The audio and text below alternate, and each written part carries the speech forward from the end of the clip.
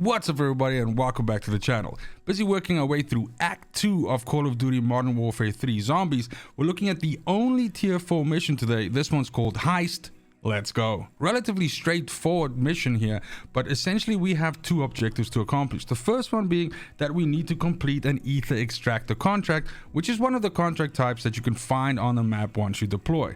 Now we also need to be collecting a filled essence container, which basically comes from the third ether extractor as you are completing this contract.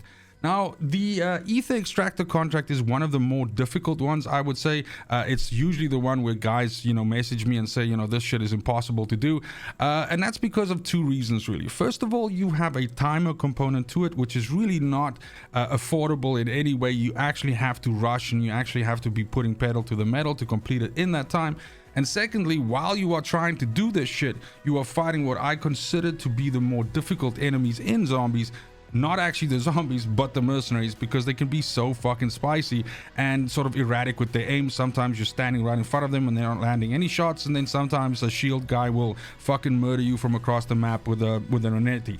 So that being said, completing this contract is a little bit difficult, but it is totally manageable if there are certain things that you want to do to kind of like help yourself succeed. Obviously, it helps you to come prepared, and that means to have at least something better than a 1-plate vest. 2-plate is okay, 3-plate is better.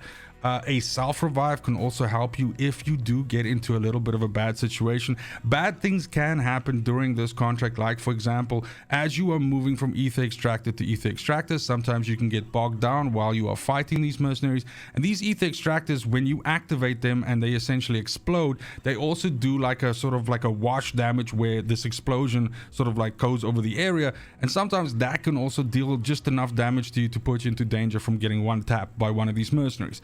Also, to make things a little bit more difficult, is it's not just the mercenaries that you fight around each essence extractor, but you're also seeing reinforcements drop from the air from helicopters. So you can also make it easy on yourself by having a weapon that is at least pack-a-punched once and has its rarity increased maybe once or twice, which means that you'll be able to shoot these choppers out of the sky before they can drop their fucking cargo, aka mercenaries, off, which will then eventually starve out the enemy and not have any more guys to bother you. But nonetheless, the process here is simple. You pick up the contract, the timer will start, and from the sky 3 of these essence extractors will fall. The idea is that you go to each one of these in turn and you have to interact with them and essentially set them to self-destruct.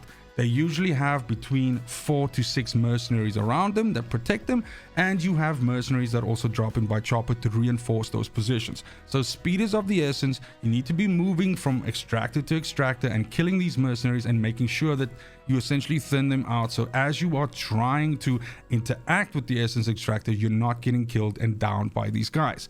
Once you get to the third extractor and you do that, that is going to set off the final explosion on that extractor, and it's also going to drop the item. It's going to leave the item basically that you need to be looting to get the second step of this done.